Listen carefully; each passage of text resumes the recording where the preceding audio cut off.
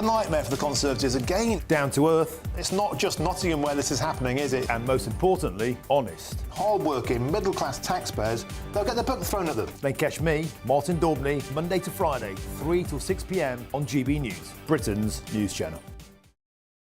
This is GB News, Britain's news channel.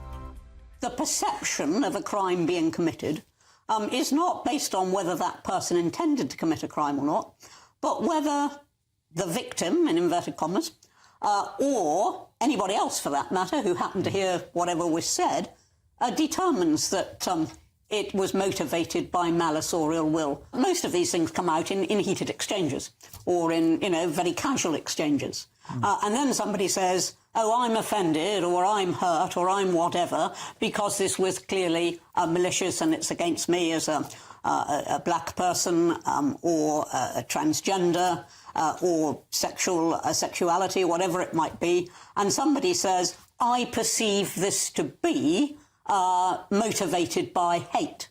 Now, at that point, what is the reasonable test that anybody could apply as to what was in somebody's mind at the time? You don't know what I'm thinking now. I don't know what you're thinking now. Why is it that a crime can be committed on the basis of what somebody is alleged to be thinking? Well, that's also how discrimination often works, because people have worked out these days that saying something or sending an email like one I received some years ago that said, let's go round her place with pickaxe handles and balaclavas and see what we can do. Now, that's an email that was sent about me. People have worked out that you don't do that. But from the circumstance of what happens, if racial taunts were being shouted, if taunts about someone's protected characteristic were being shouted in the run-up to what then happened, it would be pretty obvious that that was a hate crime. But we know, for example, that street preachers have been arrested merely for quoting the Bible and without actually intending, anything beyond that.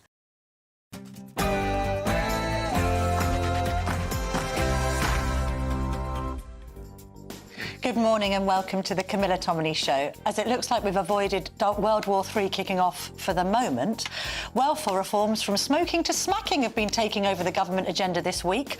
I'll be joined by former Defence Secretary and my fellow GB News presenter Michael Portillo to go through this morning's top stories. And with the government still set on reaching its net zero target by 2050, I'll be asking the Energy Minister Claire Coutinho just how much it will cost to decarbonise Britain and what personal steps she's taken to save the planet. As the Metropolitan Police has come under fire for threatening to arrest someone on this who has been a guest on this show, the openly Jewish anti-Semitism campaigner Gideon Falter for daring to walk near a pro-Palestinian protest, we'll hear from Lord Walney, the former Labour MP and independent advisor to the government on political violence and disruption. Is now the time for the government to step in and put a halt to these marches? I'll also be joined by the Conservative MP Danny Kruger, who earlier this week called on Rishi Sunak to be braver and asking him what he thinks the PM should be doing to win the next general election. Tim Shipman, the chief political commentator of the Sunday Times, will be here to share his latest book, No Way Out, tracing the unprecedented highs and lows of Theresa May's tenure. And former prison governor and author Ian Acheson will be delving into the dire state of the British prison system and explaining why Islamic gangs are filling the void behind bars. We're going to be covering a great deal over the next 90 minutes, so do not even think of going anywhere.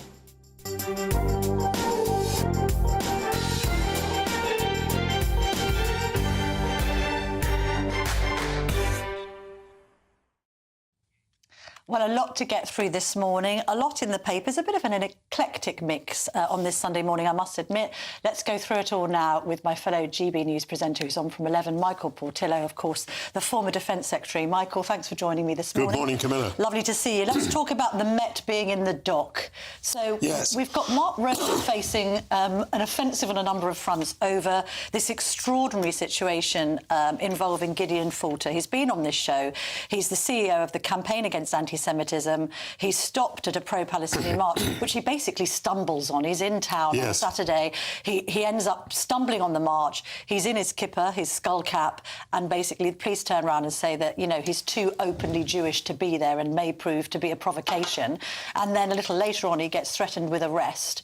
And the Met Chief Commissioner, Mark Rowley, is now under fire. Suella Braverman, the former Home Secretary, calling for him to step down. Your reaction, Michael? Well, Gideon Falter has an article himself this morning, which is very moving because, as you say, he was simply returning, apparently, from synagogue, and he was trying to cross a road, and there was this demonstration. And it's not as though he was just standing there and the demonstration just went by. Apparently, there were people in the crowd baying at him words like scum and Nazi. And notice that no action was taken by the police against the people who were baying at him. They were baying at him, presumably because he was openly Jewish, that is to say he was wearing his kippah. And as we know, the police officers who were present, supposedly out of concern for his safety, but they seem to give the impression that he was a provocation and that he should remove himself. Now, a lot of people have been very concerned that every weekend these demonstrations are occurring, that expressions like from the river to the sea are used routinely, that swastikas have appeared on some occasions, that the crowd jeers from behind masks at passers-by, calls them scum and so on. And this now seems to become entirely routine. And equally, it's become entirely routine that Jewish citizens find that they can't go to these places where the marches are. And indeed, it now seems to be that the police think they should be moved on. By the way, when they did move on, Gideon Falter and his group of friends, they were followed by the police to make sure that they didn't return and offer more provocation. So this is all very unsatisfactory. Suella Braverman has launched into this, possibly trying to settle old scores with Mark Rowley. I don't think this will have the consequence of removing the Metropolitan Police Commissioner, but it's certainly putting pressure on the way that these marches are policed. And I think it raises the question about whether they all have to be allowed to go ahead and the circumstances in which they're allowed to go ahead and the things that people are allowed to say and allowed to display on their banners while this is going on. Because at the moment, it appears that the law-abiding citizen is set to one side and that the mob is given precedence. And that is, after all, what Suella Braverman used to refer to as two-tier policing. Yes. And when it comes to the government's response to this, I think there's been a bit of buck passing because the government keeps on saying that the Met Police have the powers, and yet the Met Police are saying, well, they seem to be being a bit ambivalent about that and questioning whether they do have the powers that the government says they have. I think we're now getting to the stage where people's patience with these marches is running out. Remember when we heard from the Home Secretary, James Cleverly, sort of saying, oh, you've made your point now. I suppose the government's trying to support the right to protest because there has been some criticism of them trying to curtail that with other legislation. So Rishi Sunak's in a bit of a tricky position here because he doesn't, as a Conservative, want to look as if he's shutting down legitimate protests, while at the same time I think there are quite a few people looking at these marches still going on after 6 months and saying enough's enough. Going on every week as well. I mean, they've virtually become a British institution, these demonstrations. And that, I think, is a very unfortunate position. And, you know, whether in our liberality we are obliged to have marches every single week, particularly marches that make a lot of people feel very uncomfortable, I very much doubt. I don't have enough knowledge of the law to know what further leeway the government might have on this. But I think a lot of people are fed up with the fact that this has just become a part of London life, and would very much hope that things could be changed. I mean, we may have crossed the Rubicon when it comes to the way that Mr Falter was dealt with, because I think most people watching that just thought it was completely iniquitous to have him facing arrest, while, as you say, Michael, those chanting scum and Nazi to a Jewish man in a skull cap aren't told off by the police. Nothing happens to them. It doesn't seem right. No, well, that I think is why Suella Braverman has returned to the fray today, because she did use this expression, two-tier policing. It was one of the things that cost her job. Yes. And, you know, what better demonstration of two-tier policing than that? It might be said, of course, that also the Met made the most appalling botch of its apology. And indeed... yes, this withdrawing of tweets and things was just... And Gideon Falter says that even today he hasn't really received an apology. But your instinct is that for now Rowley's safe, is it? I think Rowley will go on, but the pressure is on. And there's a lot of people quoted in the article who are calling for his head. The number of people calling for his head is now quite a large number. We'll find out from Claire Coutinho later whether the government has confidence in the Met Police Commissioner. Let's move on to defence matters now. Quite interesting, this, an intervention from Penny Mordaunt. Can't think why she might be writing an opinion piece in the Sunday Telegraph about the idea of the UK having an Iron Dome to replicate Israel's defence protection system. The question really is whether this is defence or attack. Yes. It appears to be about defence, but it might be Penny Mordaunt's attack. Well, first of all, to the issue itself, which is she's proposed that we should have an Iron Dome. I must say it is deeply impressive what the Israelis have. The fact they could face hundreds of projectiles from Iran and only one or two, well, fewer than 1%, reach their target is deeply impressive. And we have nothing like that whatsoever. The nature of warfare is changing. It's being illustrated by what's happening in the Middle East and by what's happening in Ukraine and Russia. And I don't know whether we have caught up at all with the nature of the changes. So, we're still invested in, tanks and ships and aircraft. What's going on now is a war of missiles and drones and so on. And I don't know how adept we are either at launching those technologies or defending ourselves against the technology. So I think actually Penny Mordaunt's point is pretty well made in itself. However, because defence spending is not being increased by either party in its plans, there are rather mealy-mouthed projections about when defence spending might be increased. And as I've said to you before on this programme, because defence spending is so poorly spent anyway, there's absolutely no prospect of Britain getting an Iron Dome. And I find it fascinating that, even now as Ukraine is slowly, losing the war against Russia, even as we see the danger of Israel being attacked by Iran, still it doesn't cause defence spending either to be raised or to be changed in this country. And the justification for not raising defence spending from both the Prime Minister and indeed Jeremy Hunt, literally in that chair a few weeks ago, well, we must be prudent and we must be a careful government. You sort of think, well, wouldn't it be prudent to increase defence spending with the world seemingly on the brink of World War III? I find it extraordinary the extent to which it doesn't change political attitudes. And by the way, we haven't referred to this, but there's been this very important vote in the House of Representatives where the £50 billion package which has been given to Ukraine, which is very important. We in Britain, rather grandly say, look at this vote. It's been tied up in domestic politics for all this time. Terrible Americans confusing domestic policy and foreign policy. That's exactly what we do. Yes. Because we're not prepared to spend either enough or well enough on defence. And none of that is changing despite all the threats. By the way, I'm heartened by the vote in the House of Representatives in the short term. I'm also disheartened in the sense that I don't think there'll be another vote. I think, this is it. That is it. Yeah. And it's not enough for Ukraine to win, and it's not enough for Ukraine to avoid defeat. And I think it's deeply depressing that the message that we send to the world is that the West gets war weary very quickly. Yes. And also, if it is the last package of aid before the next US election, then one has to ask oneself the question of what happens should President Trump have a resurgence. Oh, yes, I meant the last package ever. Ever. Because, indeed, even if Biden gets back in. Unless the Democrats won the presidency and the House and the Senate. Yes. It's difficult to see how you'd have another package. And even, I think, the Democrats aren't immune to war weariness. Well, the trouble is, as well, with him having upped his own defence spending, Vladimir Putin, to, I think, 7.5% of GDP, he's not getting war weary, is he? No. He's just investing more and more and more in it. No, and he's not the only one taking the signals from the West into account, because China will take these signals into account as well. Let's have a quick word on Angela Rayner, just because I haven't had a chance to speak to you about this story. I mean, the Mail on Sunday still got the bit between their teeth. They've now got some documentary evidence of the idea that she did have these two homes and there may have been some anomaly, let's put it that way, with a capital gains tax bill. Do you think that Angela Rayner's position is tenable at the moment? Yes, it's tenable at the moment. Let me say why I think this matters. It's very interesting that people on the left of politics always think that the solution to everything is more public spending.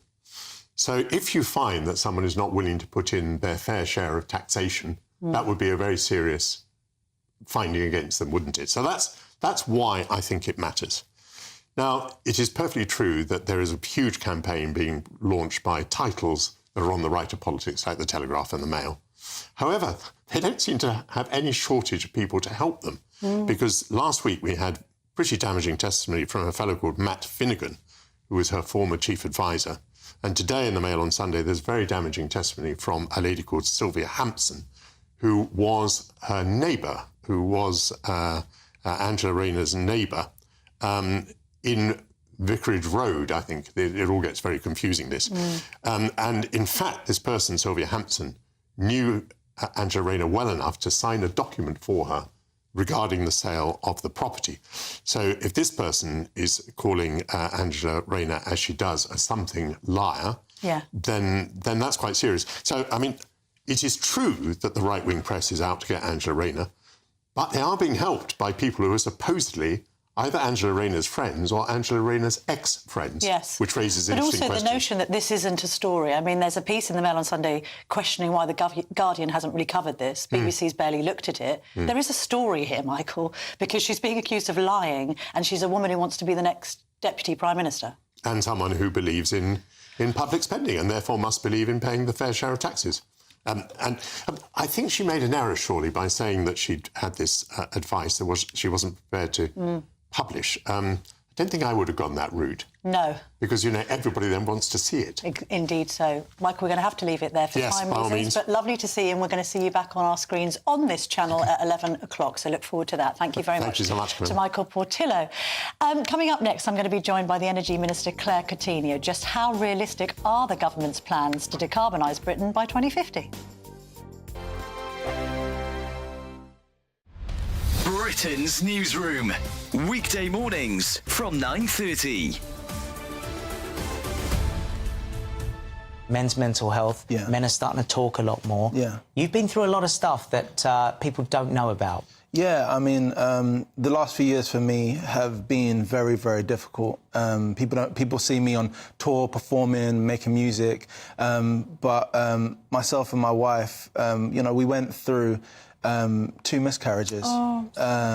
You know, and, you know, for us, that was a very devastating time and very difficult to know how to kind of process those emotions. And I guess as a man, I did the thing of bottling up my emotions, and where I feel comfortable to be able to express myself is in the studio, whereas, you know, she had obviously a different reaction to, you know, what happened to us, because not only was it happening to her mentally, psychologically, but it was happening to her physically as well. And I think something that she really wanted to see from me was that sensitivity and that emotion. And I thought that as a man, being strong was trying to bottle up my emotions and just show her that, no, you know, that I'm being strong for her. But actually being strong is talking about it. And what's happened ever since I've started to talk about it is I've spoken to more men that have experienced baby loss. My wife forced out of me, you know, how do you feel?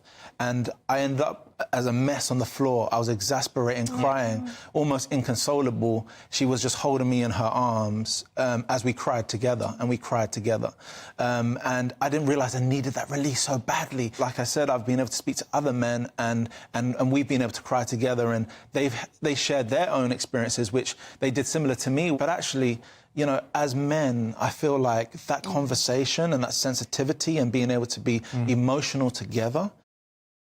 We're GB News, and we come from a proud tradition of British journalism. That's why I'm so excited to be here. It's something so new. The first news channel to be launched in Britain in over 30 years. Launched to represent the views of the British people. To go where other broadcasters refuse to go. How did you find out about the story in the first place? Launched with one aim. To be the fearless champion of Britain. It's an absolutely fantastic atmosphere here. This is GB News. The People's Channel. GB News, Britain's news channel. 2024, a battleground year. The year the nation decides. As the parties gear up their campaigns for the next general election. Who will be left standing when the British people make one of the biggest decisions of their lives? Who will rise? And who will fall? Let's find out together. For every moment, the highs, the lows, the twists and turns. We'll be with you for every step of this journey. In 2024, GB News is Britain's election channel.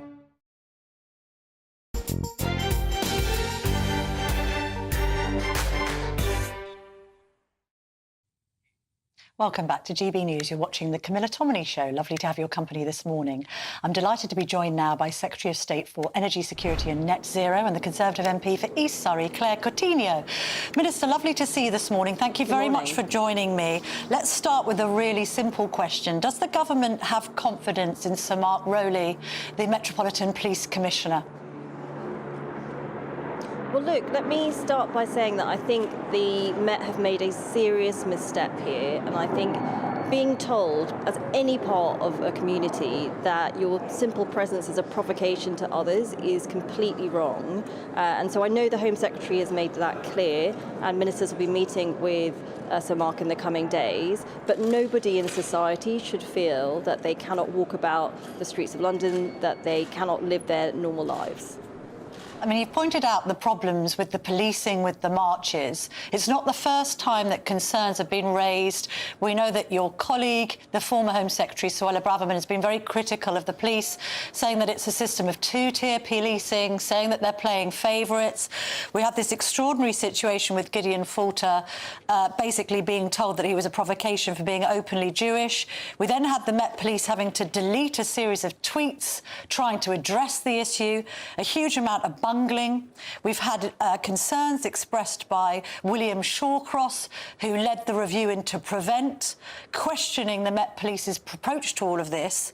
So we've got a sort of catalogue of errors. Meanwhile, I was reading yesterday, Hilary Cass, the lady who carried out the review into the Tavistock Clinic, is now saying that she can't go on public transport. She doesn't feel safe.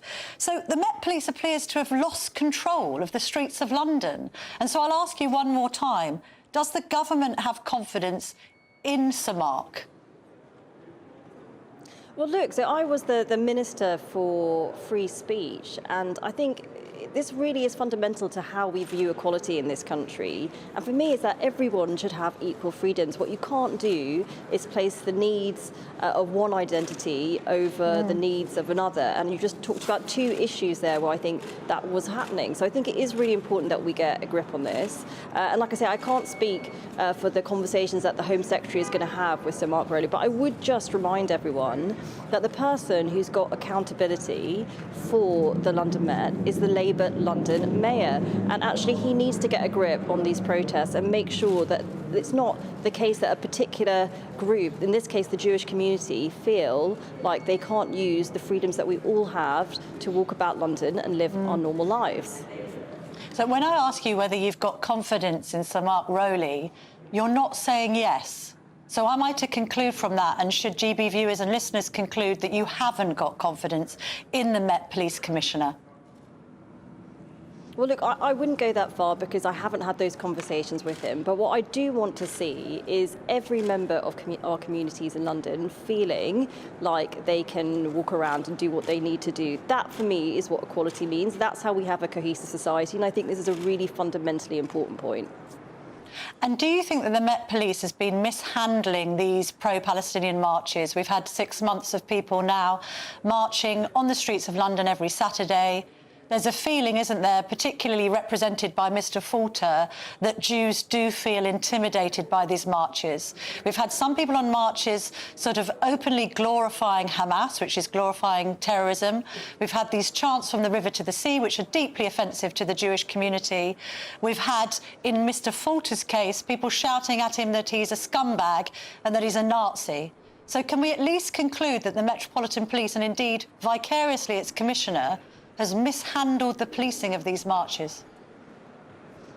Yes, look, I completely would say that. I think there's been a number of mistakes, and actually, look, it's not an easy thing to police. I would say that it's difficult for policing at the moment, not just in this country, but around the world. But it's really important that we do grip this, because this is about people's fundamental ability to feel like they have equality in this country, and that's why it's so important.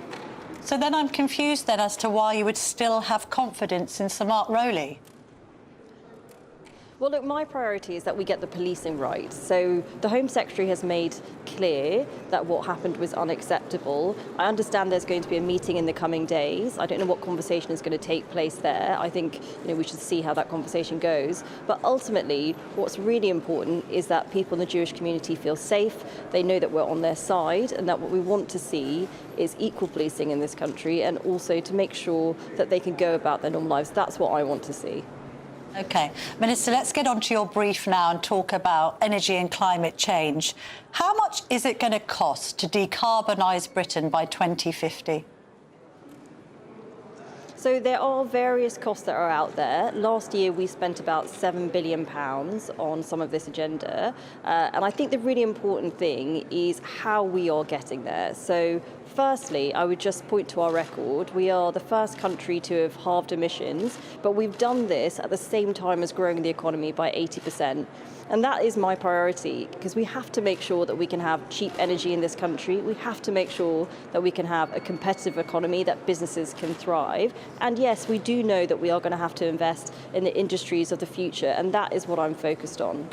But the cost of it until 2050 is really relevant to this debate, isn't it? Because you said $7 billion so far. Taxpayers are rightly concerned that they're having to pay a great deal of money to achieve a target that, in comparison to, say, China's emissions, makes the UK look like a saint.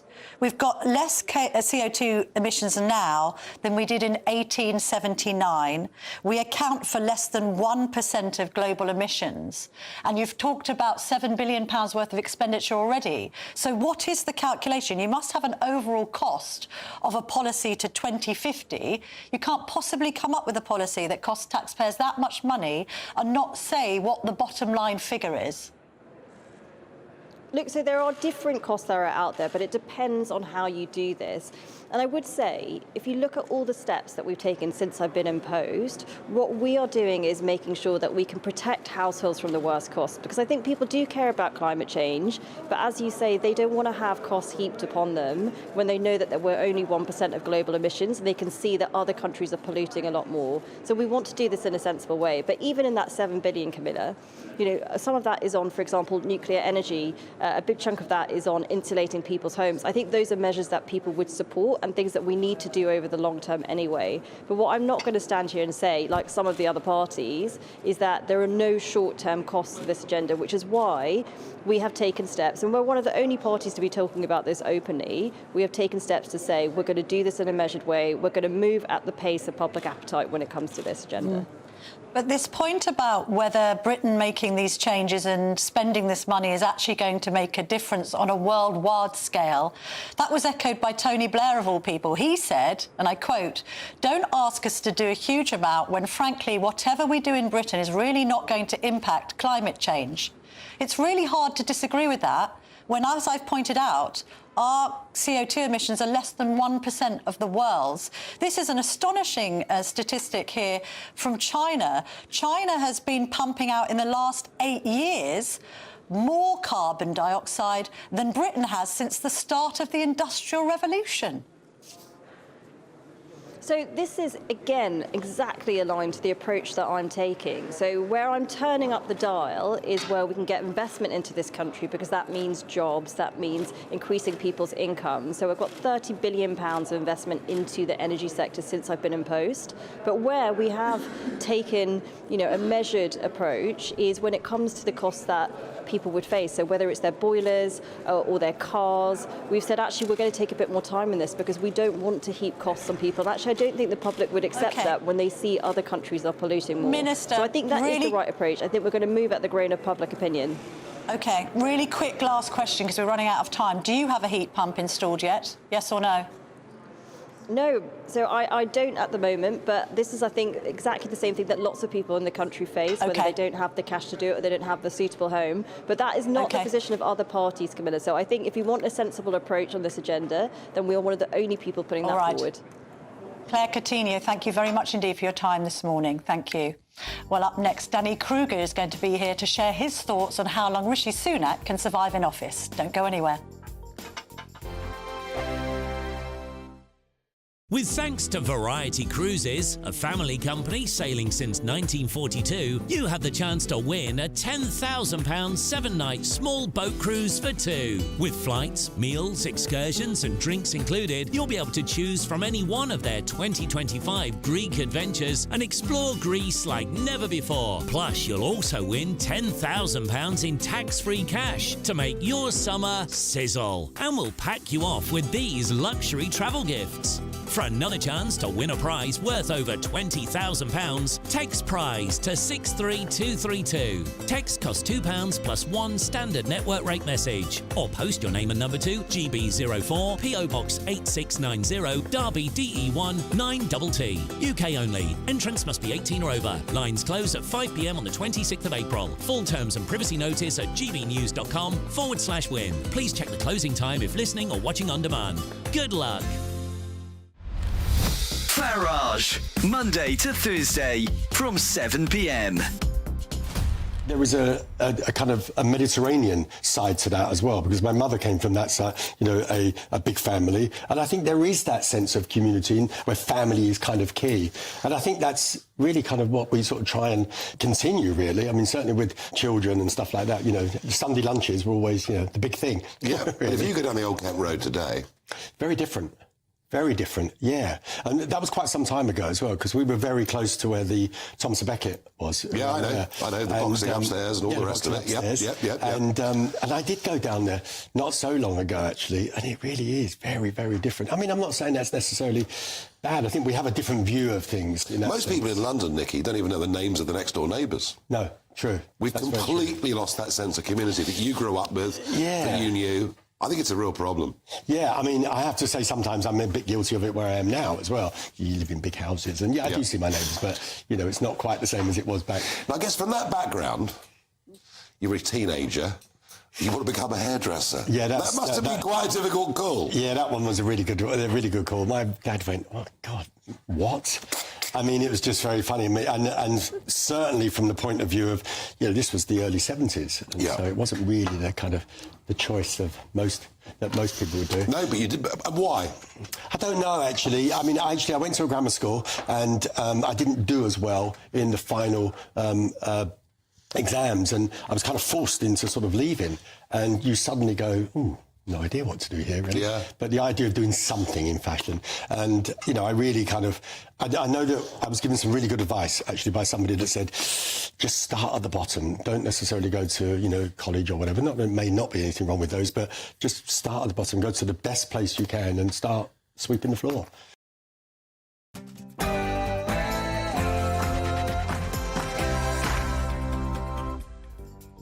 Welcome back to the Camilla Tominey Show. So much more to come in the next hour. Very shortly, I'm going to be joined by the Conservative MP, Danny Kruger. As things look continuously bleak for the Tories, what does he think the PM can do to save the party's chances and unite the right? And Lord Walney, the independent government advisor on political violence and disruption, will be sharing his thoughts as to whether it's time for Sir Mark Rowley to put a stop altogether to the pro-Palestinian protests taking over London every Saturday. But first, here's the news with Cameron Walker.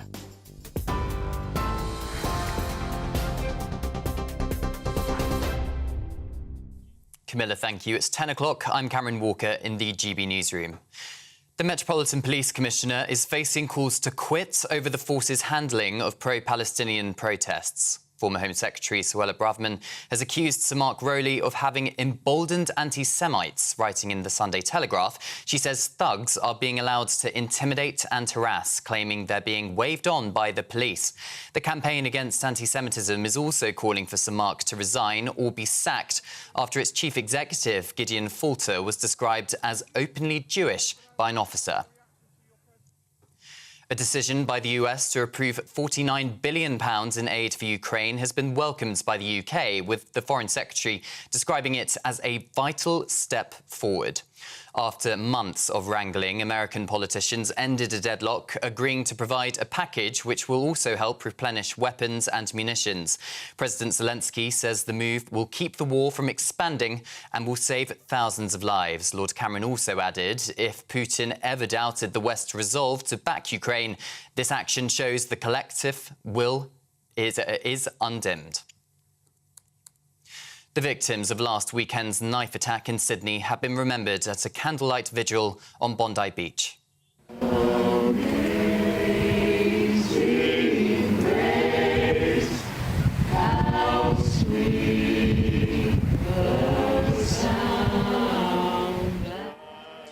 Six people were killed by Joel Coutinho in the Westfield shopping centre last Saturday.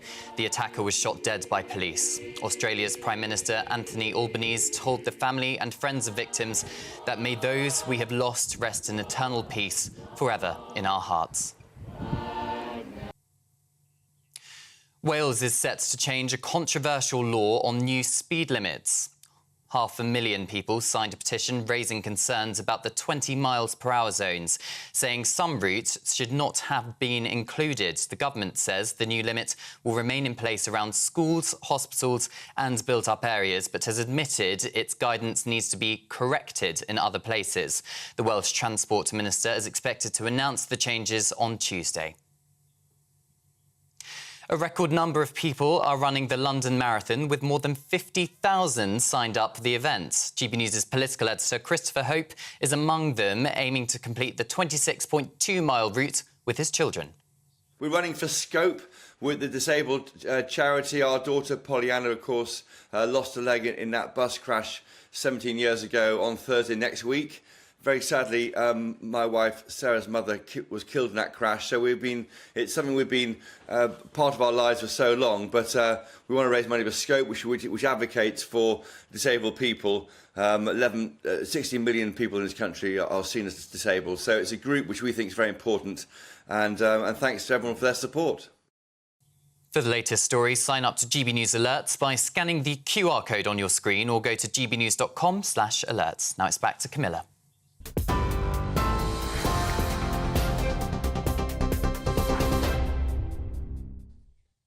Thanks, Cameron. Welcome back to the Camilla Tominey Show. Lots more still to come. In just a minute, I'm going to be joined by the Conservative MP for Devizes, Danny Kruger. What does he make of Liz Truss's new book? Do we really only have 10 years to save the West? I'll also be speaking to Lord Walney, who has previously called for pro-Palestinian protests to be banned if they intimidate Jews. Is now the time for the Met to finally take action? Tim Shipman, the chief political commentator of the Sunday Times, will be sharing the details of his latest book in his Brexit quartet, and I'll be probing him on who he really thinks led to the downfall of Boris Johnson. And I'll later be joined by the author and former prison officer Ian Acheson, whose new book, Screwed, looks at the dire state of British prisons and whether they have become a breeding ground for Islamic extremism. So all that's still to come. Don't go anywhere. But I'm delighted to be joined in the studio now by Danny Kruger, the Conservative MP for Devizes, closely associated with the New Conservatives group, along with Miriam Cates.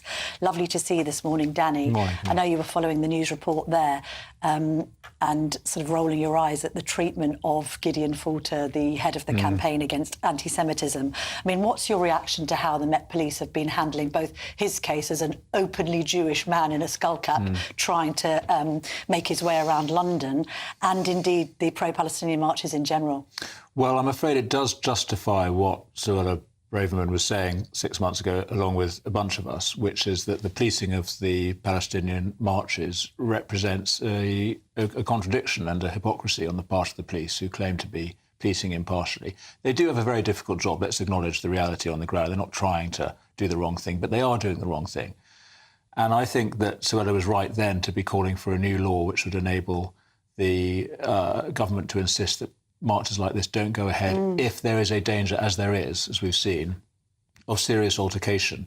It's just totally wrong that any citizen, but particularly in the times we're in at the moment, a Jewish citizen should not be able to walk around London without being told by the police that his presence is a problem. And I understand they felt that because there was a danger of an altercation, of people on the march attacking him, and they were clearly threatening him. Well, the problem is them. The problem is the people on the march. And by the way, again, we should acknowledge that most people who are marching on these Palestinian marches are not angry or aggressive people, and they're just doing it in the cause of Palestine. I mean, I wonder why they don't have banners saying, denouncing Hamas. But nevertheless, let's allow that. But there is a significant contingent who are aggressive and militant and potentially violent against Jewish people. So on that ground, I think the marches should not be going ahead, certainly in the form they are. And the problem with that situation we saw was not the Jewish individual, It was the aggressive protesters who were threatening him. And when you say that new legislation is needed, that's quite interesting because we've sort of seen this to and fro between the government and indeed the Met.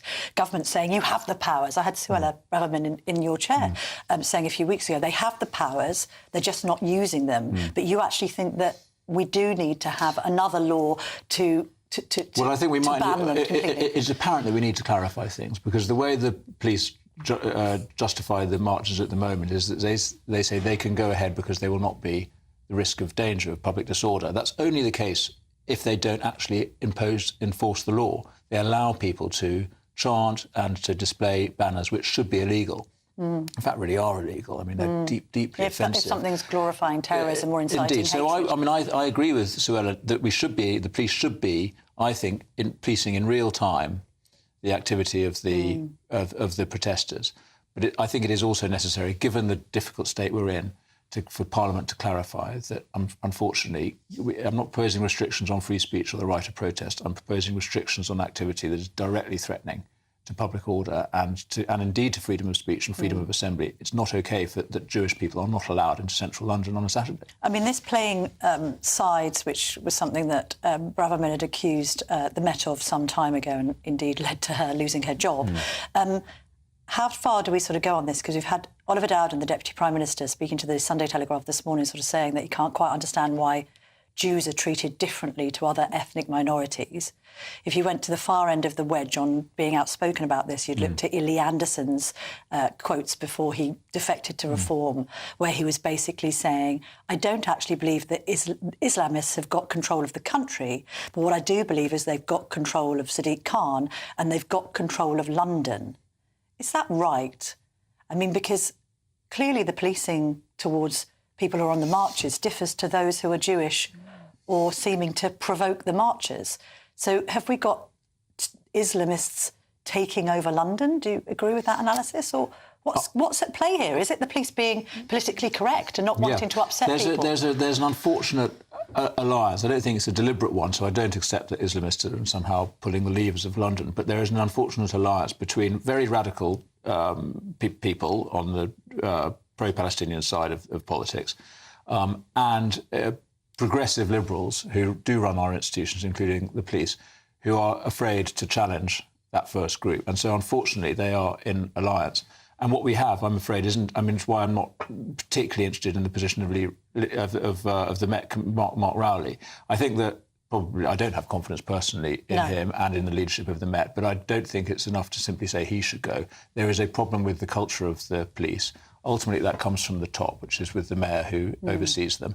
I do think we have a genuine problem about the way the police regard these protests, which you see from the top, from him, through the commissioner, through the deputy commissioner who issued that absurd statement the other day, through to the officer on the ground the one who caused the offence by accusing this man of being Jewish. So all the way through, we have a problem. But I see what you're saying, but then it's slightly oxymoronic to say you don't have confidence in Mark Rowley, and then saying that it's a bit academic whether he goes or not. If you don't have confidence in him, then you must agree. So I would like to see change. I'd like to see change from the top. I'd like the mayor to go. First thing to do is to change the police commissioner. Yes, but it's not enough just to change an executive. You have to change the culture of the organisation. If we just swapped him with another colleague who felt the same way, what would we have achieved?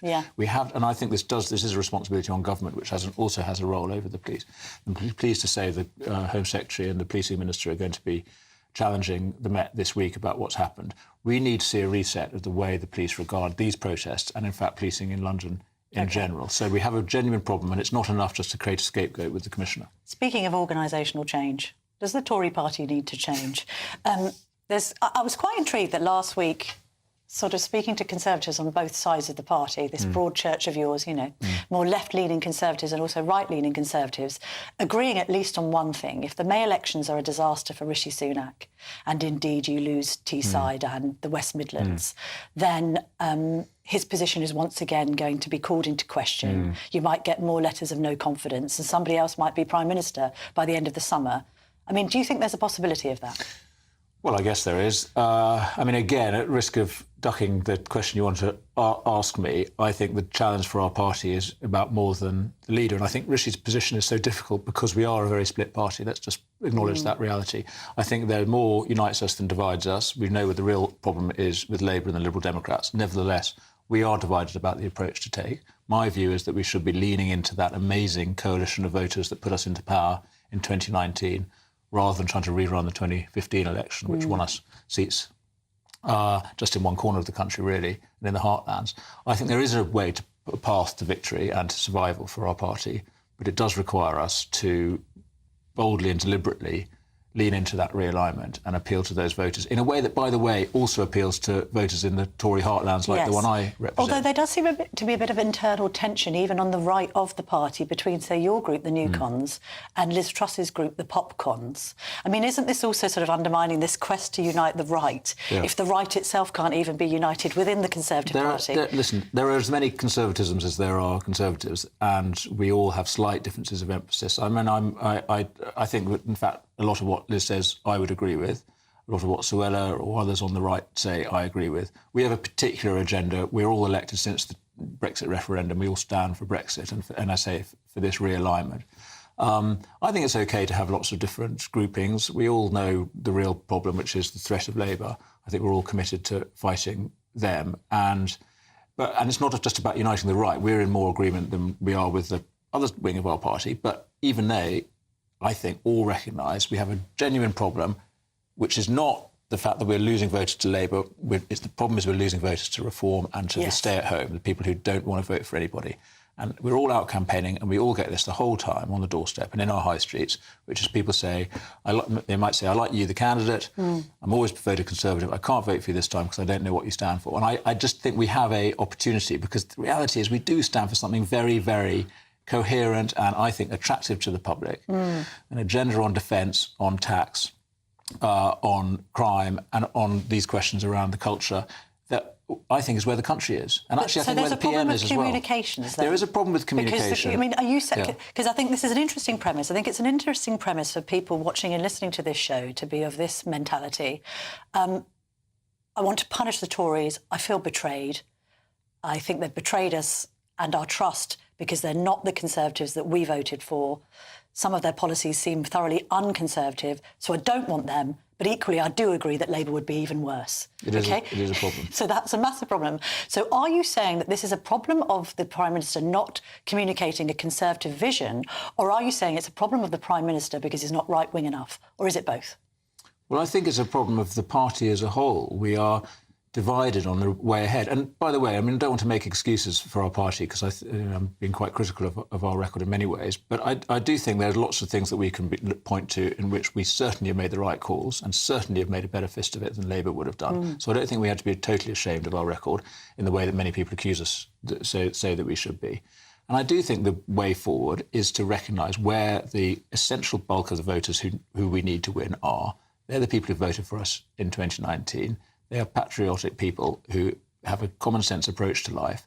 They want a government to support them and get out of their way, not to be standing in their way. And there's this whole bunch of policy agendas that we are now doing on welfare, for instance, really important reforms coming down the line on that. I'd like to see us investing savings in defence. I think there's a clear dividing line with Labour about our attitude to our national defence and our armed forces. So I think we can do it, but there is a big challenge, and it is, I'm afraid to say, because too many people think that the way to govern is just to sort of maintain the status quo. The times call for radicalism. OK, so radicalism would be changing leader. Well, who would do a better job? Well, I mean, rather as I say about the Met, Camilla, it's not just about the individual. But it is about leadership, isn't it? It is about leadership. Because you're not getting what you want from Rishi Sunak. Well, listen, Rishi, I'm afraid, is caught between... is trying to lead a party which doesn't want him to do what I think he would like to do himself. But a better politician would show courage and communicate a really clear Conservative vision. What the best thing to do would be for us all to unite around the agenda that is necessary. And that agenda is around the 2019 voter coalition. It's about being tough on defence, tough securing our borders, decent and compassionate, by the way, as well. A big part of this agenda, in my mind, is about investing in those local institutions, supporting frontline public servants, helping families, most of all, who are trying to do the right thing, particularly those with young children or disabled children. There's a huge agenda around reform and supporting the most vulnerable in our society that I don't think we are able to articulate enough because of so many other things that are going on. But we can, I think, convey to both centrist voters and to those voters who we've lost that we are the best party for the future and that Labour don't have the answers. Really, really quick question, because we're running out of time. Does Unite the Right mean perhaps you in the future working with somebody like Nigel Farage? Well, listen, I think Nigel is a part of the Conservative family more broadly. What his actual role in it is for others. But, yeah, I mean, I personally have no problem with him, and I think that he should be part of the future story, but it has to be done in a way that holds our fractured coalition together. Thank you very much indeed for joining me this morning. Danny Kruger. Coming up next, I'm going to be joined by the former Labour MP and current independent advisor to the government on political violence and disruption. Is Sir Mark Rowley's job in jeopardy after repeated complaints about how the Met has been policing the pro-Palestinian marches? Don't go anywhere.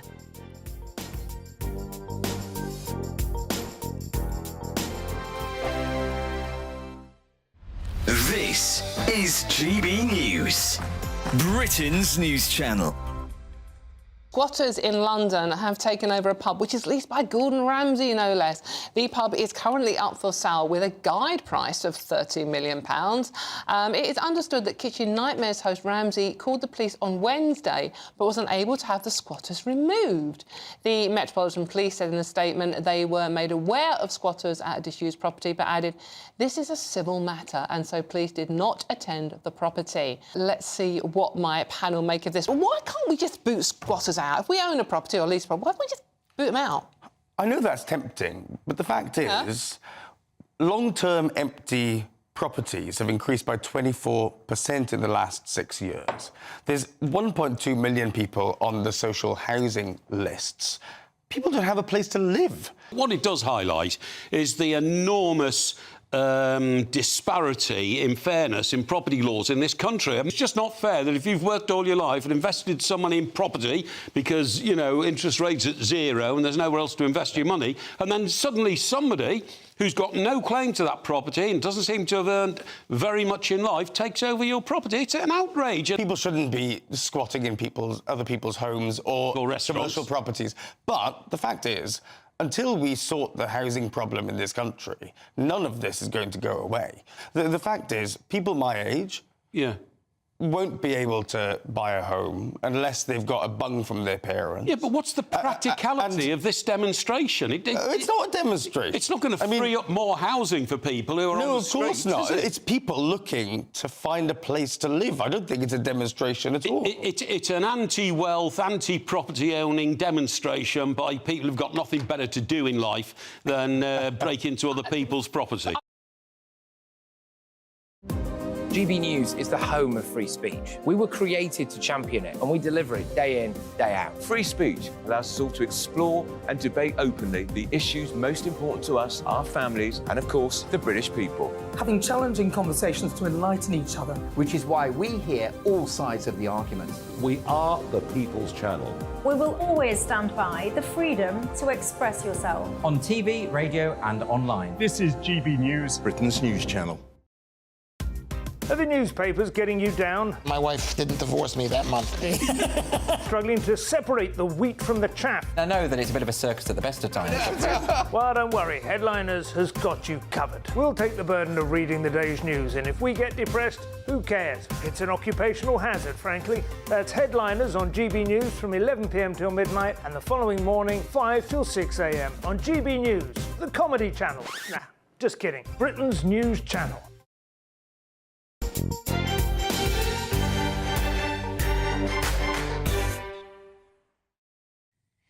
Welcome back to the Camilla Tominey Show on GB News. Now, we're speaking about this all morning, but let's just kind of go back on exactly what has happened with the situation with this openly Jewish man and the Met Police. So in the past few days, of course, the Met Police has been heavily criticised, and that was following a threat to arrest Gideon Falter, the chief executive of the Campaign Against Anti-Semitism, after he walked near a pro-Palestinian protest wearing a skull cap. So let's just remind ourselves what one particular officer actually said to him. You are quite openly Jewish. This is a pro-Palestinian march. I'm not accusing you of anything, but I'm worried about the reaction to your presence. And if that wasn't bad enough, then this happened. Do you lot of people here now are being escorted out of this area so you can go about your business, go where you like freely, or if you choose to remain here because you are causing a breach of peace with these other people, you will be arrested. If I remain here, you will arrest me. Because your presence here is antagonising a large group of people that we can't deal with all with them if they attack you or if they push your presence or antagonism. Well, to discuss all this, I'm joined now by the former Labour MP and independent advisor to the government on political violence and disruption, Lord Walney. Lovely to see you this morning. John, if you don't mind me calling you that, as that's how we know each other personally. Absolutely. Should the Metropolitan Police Commissioner, Sir Mark Rowley, go?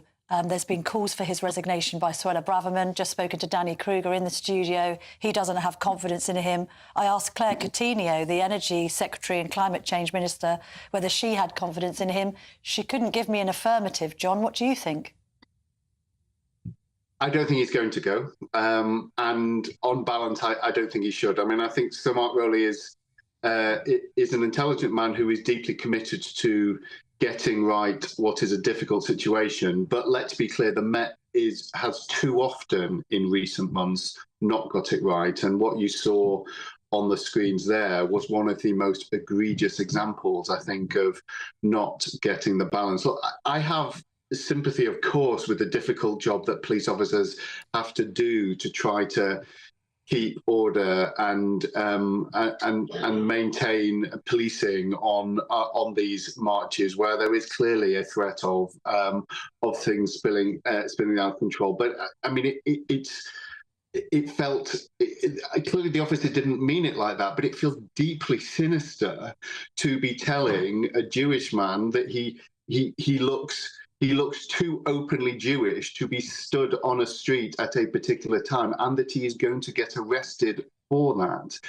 That's not okay, and it gives the lie, of course, to this what has always seemed a fairly incredulous claim that these marches are peaceful, that it's fine to walk around. For Jews to walk around central London. There's no sense of threat. Now, there are some Jewish people on the marches, of course, but the experience of the vast majority of Jewish people in the capital and in other cities where these marches are happening is that these are threatening events. And they've been told for months now that they're just making it up by many people, that it's actually fine. Now, that showed that it's not fine, and that is not a situation that we should be prepared to accept. And I think there is another question mark there, therefore, over the Met, over the way that they have sought to police these marches and have not been open to the argument so far that actually there is a cumulative sense of threat that the vast majority of the Jewish community, of Jewish people in these cities, have been having to shoulder week after week, and yet the Met has not felt necessary thus far to test the new legislation to say, actually, no, enough is enough. Either these marches shouldn't be able to go on with the regularity that they currently are. I mean, I know you've said in the past that if these marches are found to intimidate Jews, and I think we've just seen very clear evidence of that, and indeed Mr Falter himself has given an interview to the Sunday Times today in which he reveals that he was called scum and a Nazi, and he was the one threatened with arrest and not those who were shouting these abusive terms at him, then something's gone wrong. So do you think there needs to be new legislation, or do you just think that the Met Police is not adequately using the powers that it has? Well, that's the key question, and it's not entirely clear because of the way the new strength and public order legislation has been drafted. And in the review that I am has been in draft form going around Whitehall for a few months and is about to be formally submitted to the Prime Minister and the Home Secretary. The point I'll be making in that is that really the police, for us to get clarity on this, the new legislation needs to be tested, and the only way it can currently be tested is if the police try to use it in a more proactive way than they are at the moment. And in those circumstances, you can imagine there will be a legal challenge from perhaps protest organisers that are being told that they can't go ahead on a particular date.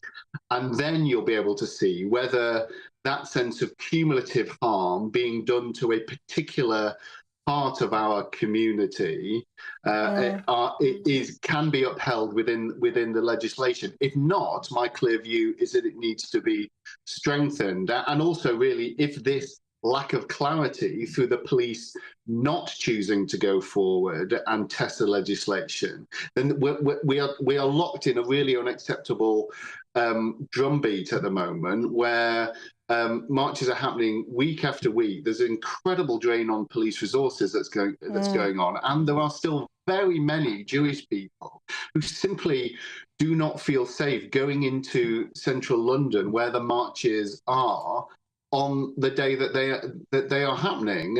And we saw through the actions of Gideon Falter the other day that actually, you know, that threat is real, and it's not something we should tolerate.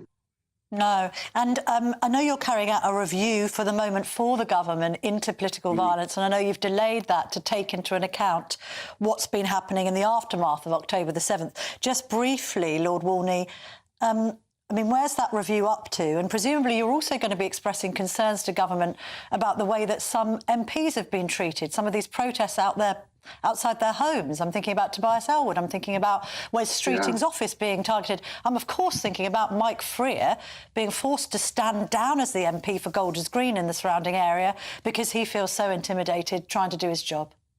Yeah, it is appalling. So in process terms, I've been refining the recommendations and my engagement with civil servants and others with the review in draft form over the last couple of months has been really helpful. We go through a legaling process, as you can imagine, and it is due to be submitted formally to the PM and the Home Secretary imminently. So we're almost there, and I'm very much hoping that it could be published almost instantly or very soon after it's been submitted. Okay. And yet a big part of the review is looking at what is happening to our democratic process and the way in which MPs are being targeted in my view, a completely unacceptable way. There is no reason why MPs should be being targeted at homes and their family being often being intimidated through that. I think there is also, and I think the legislation exists at the moment for the police to be tackling that. There is I think there's another question over MPs' offices, where I think that the manner of protest can often clearly be designed to intimidate rather than actually be changing people's mind. And I don't think we should be accepting that. I think we need to reset. Lord Walney. Yes. Sorry to interrupt you there. Just very quickly, I think we need to reset our thinking and actually be more proud of protecting and celebrating our parliamentary democracy than we are in this country at present. Absolutely. Lord Walney, or John Woodcock, as I know you better, thank you very much indeed for your insight this morning. A Metropolitan Police spokesman said, "We are aware of this video and fully acknowledge the worry it has caused, not only to those featured, but also anyone who watches it, and will review the circumstances. We have always said that we recognise the conflict between Israel and Hamas continues to be an issue of concern for many Londoners, and this includes the regular protests and marches in central London. Everyone has the right to travel throughout the capital in safety." Well, thank you to Lord Walney for that. In just a moment, I'm going to be speaking to the Sunday Times' chief political commentator, Tim Shipman. He'll be here to talk about his latest book, which examines British politics during the rise and fall of which Prime Minister? Theresa May. Don't go anywhere. Good afternoon, Britain. Weekdays from midday. I wonder, is this the fundamental distinction we need to make between Islam, which is a private religion people may practice freely amongst themselves, and Islamism, when you try and place those values upon other people, place that way of being, force it on people who don't want it? Tom, I have been very much clear about this thing, that Islam is a religion and people are free to follow that religion in the UK, in a free Western society. So we have no problem with people following their religion as long as it is not being imposed onto the wider society. And when you talk about drawing a distinction between Islam and Islamism, people like me, you and me, we are drawing that distinction. We're trying to maintain that distinction. But if you look at the commentator from the Muslim community, some commentator, they would like to blur this line and they would ask you, what is Islamism? Where does it exist? Sorry, it does exist. We see it. And the teacher, this incident is an epitome criticism of that kind of, ideology being prevalent, in our society. Khadija, do you worry that these views are typical for some sections of society? Do you think that there's a problem with some Muslim men, that they have perhaps views that we don't consider to be British values? There are certain readings of religion which are misogynistic, which are discriminatory, which are homophobic. We need to be honest about it. We need to be calling it out whenever we hear these kind of views. It's been a long time that we are letting these kind of ideologies crawling in, spreading tentacles in British society, and we are just ignoring it in the name of respecting people's culture and religion. You are not suppressed in the UK. I'm Christopher Hope. And I'm Gloria Di Piero, bringing you PMQ's live here on GB News. Whenever Parliament is in session on a Wednesday at midday, we'll bring you live coverage of Prime Minister's questions. We'll be asking our viewers and listeners to submit the questions that they would like to put to the Prime Minister, and we'll put that to our panel of top politicians in our Westminster studio. That's PMQ's live here on GB News, Britain's election channel. Every Saturday, 10 till 12, we'll bring you all of the news that you need to know. We'll also remind you that there is so much to smile about. It's my favourite time of the week. I get to relax, enjoy some light-hearted stories, and let Ellie teach me about fashion too. That's Saturday Morning Live, every Saturday, 10 till 12. Only on GB News, Britain's news channel. I'm Patrick Christie's. This is GB News, the People's Channel, Britain's news channel.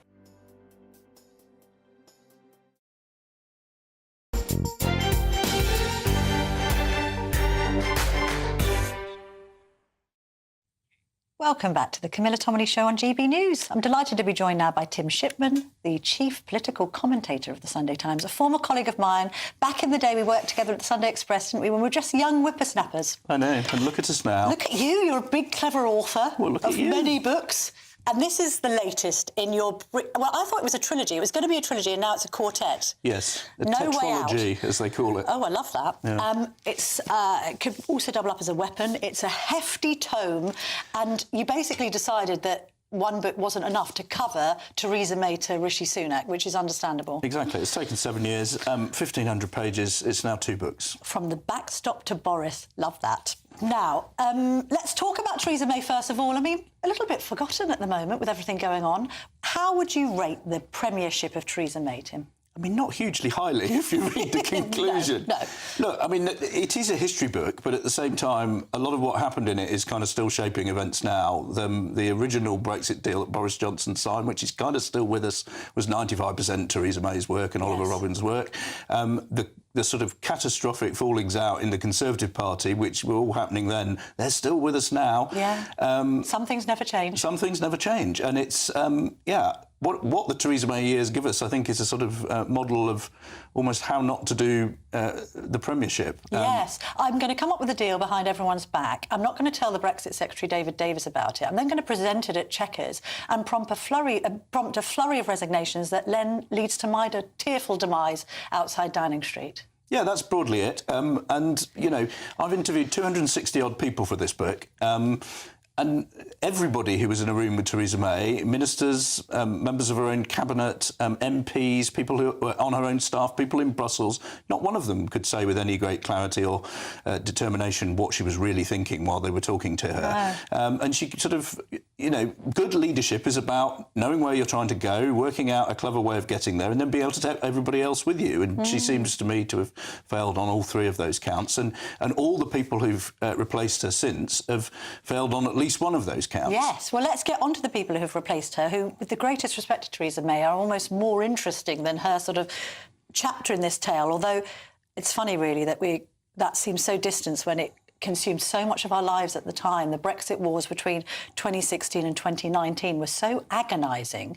And I remember, I'm sure you were at that Downing Street drinks in 2019 after Boris Johnson had won that convincing victory, convincing on 2 fronts for him, but also the evisceration of Corbyn. And we're all having a drink that Christmas going, oh, well, we're in for a nice quiet time.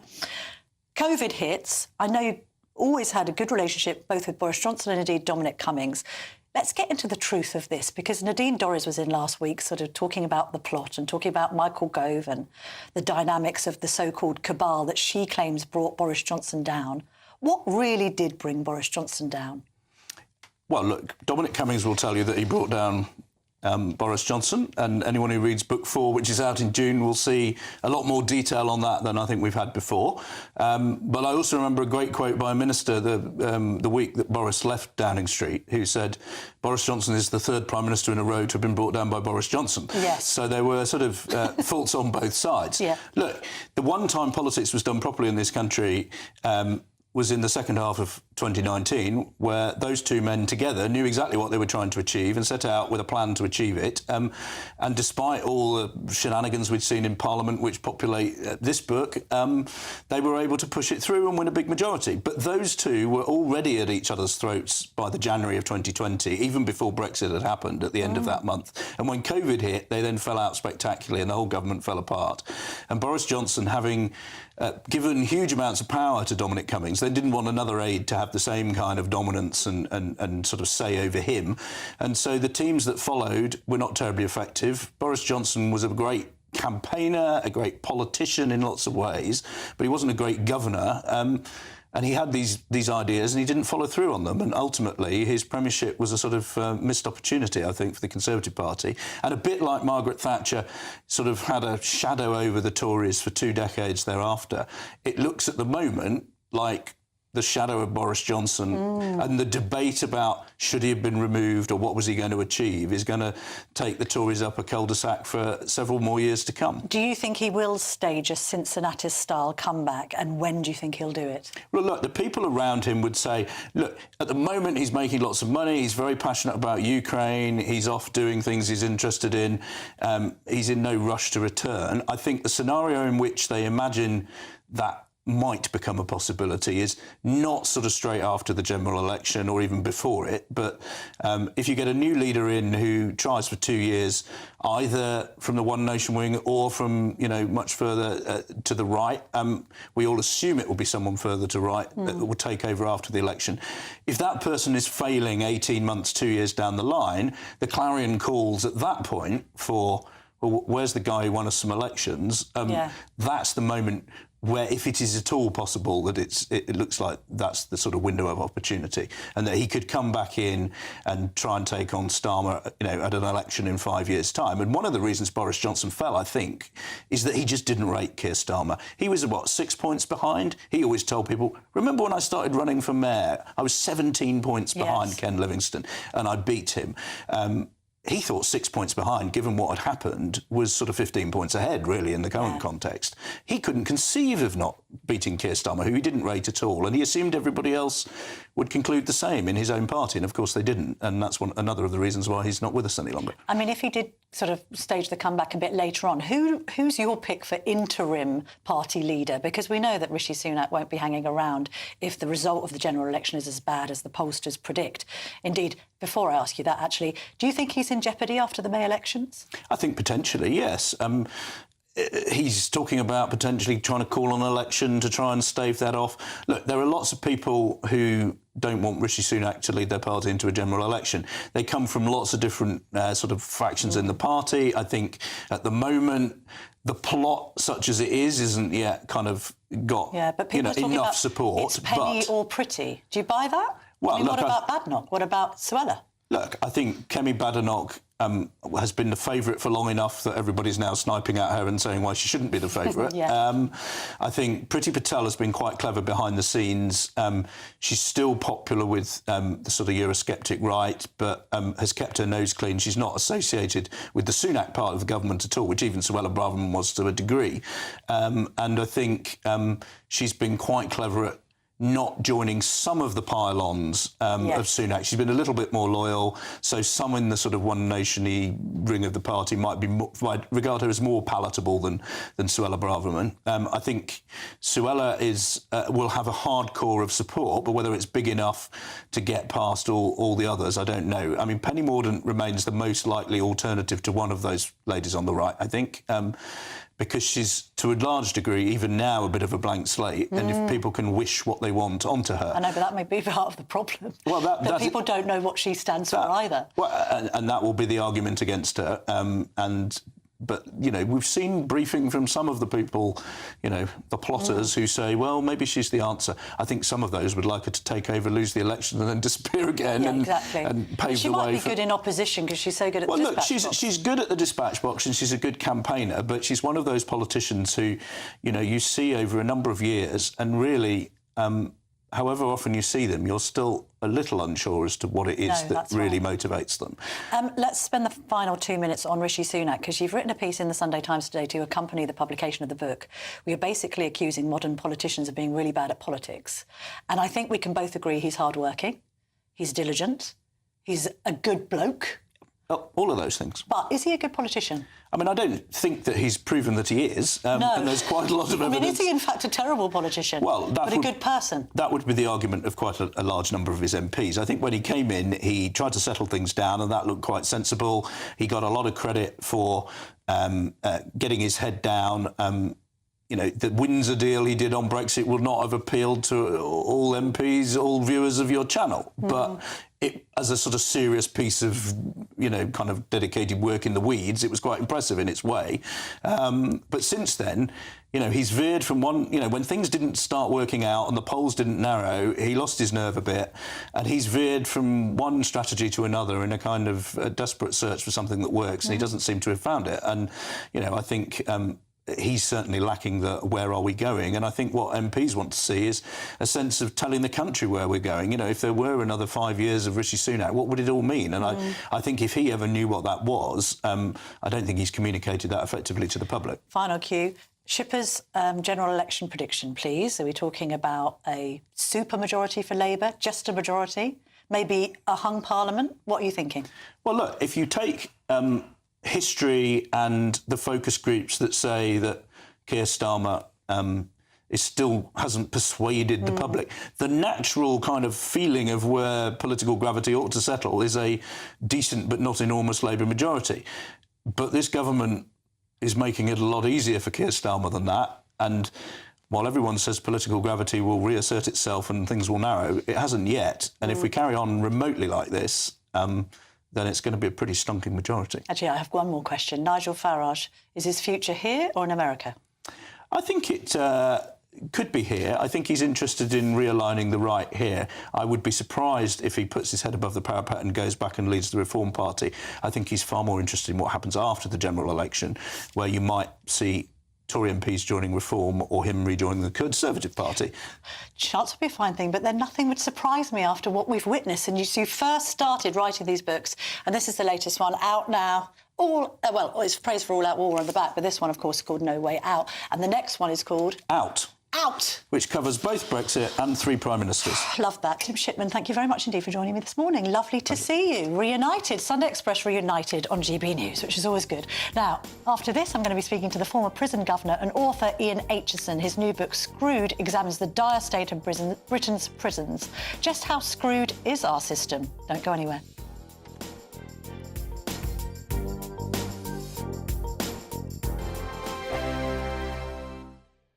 Good morning, welcome to our latest GB News weather from the Met Office. High pressure is still sticking around through the rest of today, however we will see some patchy rain in places, particularly across parts of Scotland. It's quite a cloudy and damp start here this morning. The best of the sunshine across southeastern parts of England, Northern Ireland and Western Scotland, so a good day if you're running the London Marathon with a light northwesterly breeze but generally staying dry through much of the day. That cloud and rain across eastern parts of Scotland will slowly sink its way southwards as we go through the rest of the day. I'm feeling quite chilly under that cloud and rain as well, struggling to reach the double figures across the North Sea coast, but feeling much more pleasant in that sunshine further south, highs of 14 or 15 degrees. Through the rest of Sunday, that cloud continues to spread its way southwards, reaching parts of northern England and parts of Wales overnight and into the early hours of Monday morning. Southeastern parts of England, though, perhaps still holding on to some of those clearer skies, and for Northern Ireland too, and turning quite chilly under those clear skies again. We could see some frost in places, although not quite as cold under that cloud and rain, and parts of Scotland holding up into the high single figures. So a bit of a cloudier start for most of us on Monday. Cloud and rain again continues to spread its way southwards through the day. Southeastern parts of England still holding on to some of those clearer skies, so some sunshine as we go through the morning, but definitely turning cloudier into the afternoon as well. Feeling a little bit warmer, particularly across parts of Scotland on Monday. We could see highs of 15, 16 degrees, but feeling chillier again under all that cloud and rain.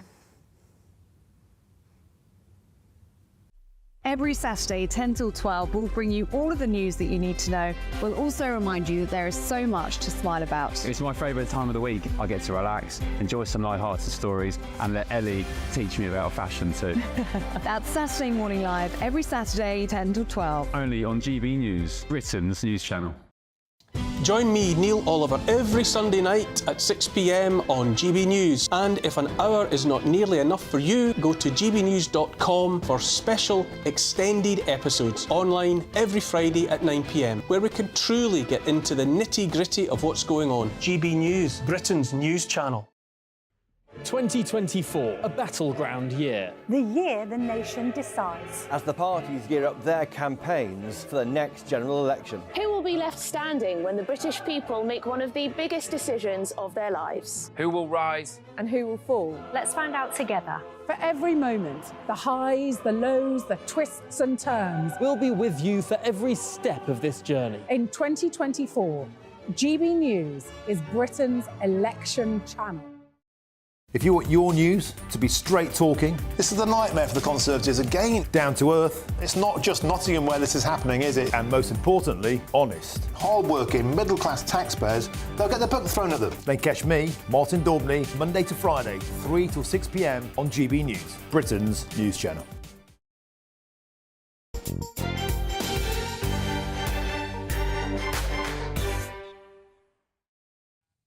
Welcome back to the Camilla Tominey Show on GB News. I'm joined now by Professor Ian Acheson, a former prison officer and governor, and author of a new book, Screwed, Britain's Prison Crisis and How to Escape It. Lovely to see you this morning, Professor.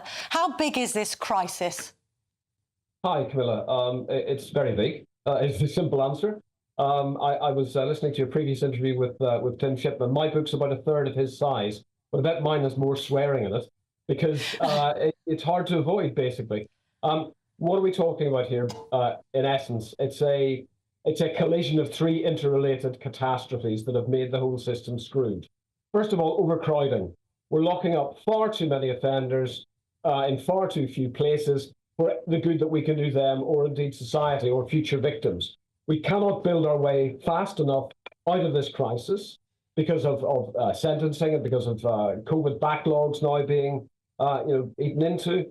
The system is running red hot in terms of capacity. It's running about 99%, and it's forced the current Lord Chancellor, Alex Chalk, to start releasing prisoners earlier and earlier from their sentences in order to try to create just a bit of desperate headroom to stay ahead. That is unsustainable, and it's also unjust. Second issue, understaffing. This was made in number 11 in 2010 during the coalition government. By the criminally stupid austerity program for the criminal justice system, and it was executed by Whitehall. So between 2010 and 2016, where the prison population stayed round about the same, 84,000, there was a 26% reduction in frontline prison officers. So all of the experience, thousands of years of experience, was driven out really quickly, and as should have been totally foreseeable and predictable by the people in charge of the system, every metric of decency, of order and safety went into the skip. And now, fast forward to 2024, there was no humility. There was just a kind of, I think Liz Truss started it, to give her some credit, an emergency recruitment, bums on seats, hastily trained, very poorly equipped teenagers thrown into the maw of what the Prison Officers Union say is one of the most hostile working environments in Europe, leaving almost as fast as they can be recruited. And we're still 10% down in prison officer figures on that 2010 figure, and we've got 4,000 more prisoners and going steadily upwards. The third issue is related to the first two, and that is a corporate failure. We've got a prison service headquarters with over 5,500 people working there, apparently accountable for prisons where they can't scrape enough people together to run education, to run workshops, to run offending behaviour programmes, and to fundamentally keep themselves and prisoners safe.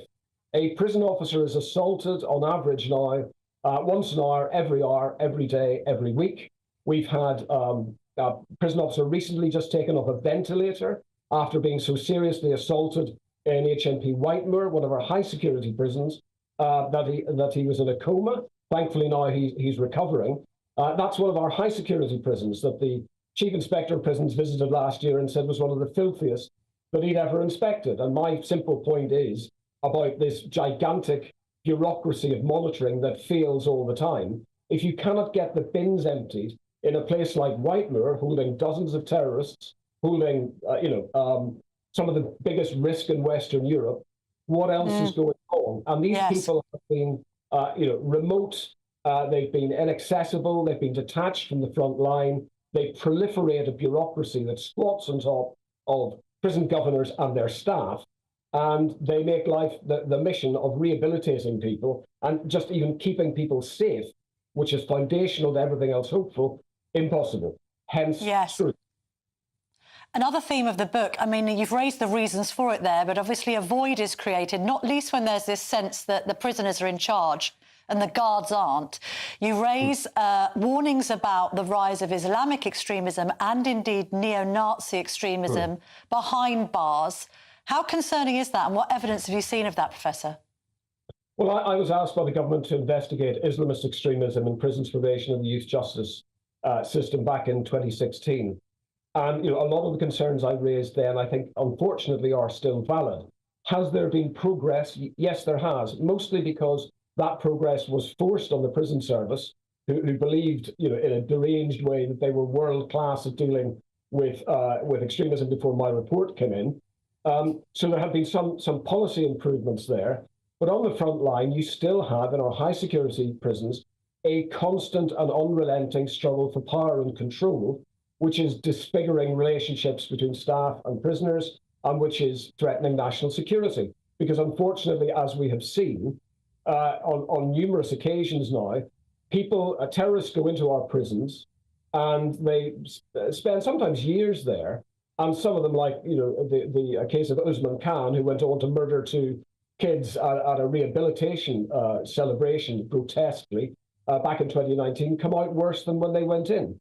And one of the things that I'm worried about, with 2 things basically in relation to that, is first of all that we are quite close, I think, still to seeing the murder of a prison officer on duty by a terrorist. That is a perfectly rational thing to do, particularly if you're an Islamist extremist and you've been locked up through a plot that's been detected upstream, so you've failed in your mission, and you have a completely oppositional view of the state, and you've got vulnerable and available targets around. And in 2020, in Whitemoor again, they came within seconds and millimetres of doing just that. That's a problem. Okay. It's rational also, just to finish the point, for the growing number of neo-fascist, neo-Nazi prisoners in custody to look at what Islamists are doing and to try to compete with them. And we're beginning to start to see that as well. Very worrying. Okay. Professor Acheson, thank you very much indeed for your insights. And if anyone wants to read that book, it's Screwed, and it's out now, about the British prison system. Well, I'll be back next Sunday at 9:30 as ever. But up next, it's my paper reviewer extraordinaire, Michael Portillo. Have a great Sunday.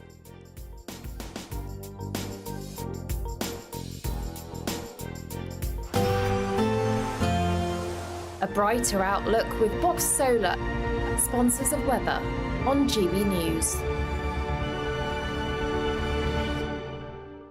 Good morning, welcome to your latest GB News weather from the Met Office. High pressure is still sticking around through the rest of today, however we will see some patchy rain in places, particularly across parts of Scotland. It's quite a cloudy and damp start here this morning. The best of the sunshine across southeastern parts of England, Northern Ireland and western Scotland, so a good day if you're running the London Marathon with a light northwesterly breeze but generally staying dry through much of the day. That cloud and rain across eastern parts of Scotland will slowly sink its way southwards as we go through the rest of the day. I'm feeling quite chilly under that cloud and rain as well, struggling to reach the double figures across the North Sea coast, but feeling much more pleasant in that sunshine further south, highs of 14 or 15 degrees. Through the rest of Sunday, that cloud continues to spread its way southwards, reaching parts of northern England and parts of Wales overnight and into the early hours of Monday morning. Southeastern parts of England, though, perhaps still holding on to some of those clearer skies, and for Northern Ireland too, and turning quite chilly under those clear skies again. We could see some frost in places, although not quite as cold under that cloud and rain, and parts of Scotland holding up into the high single figures. So a bit of a cloudier start for most of us on Monday. Cloud and rain again continues to spread its way southwards through the day. Southeastern parts of England still holding on to some of those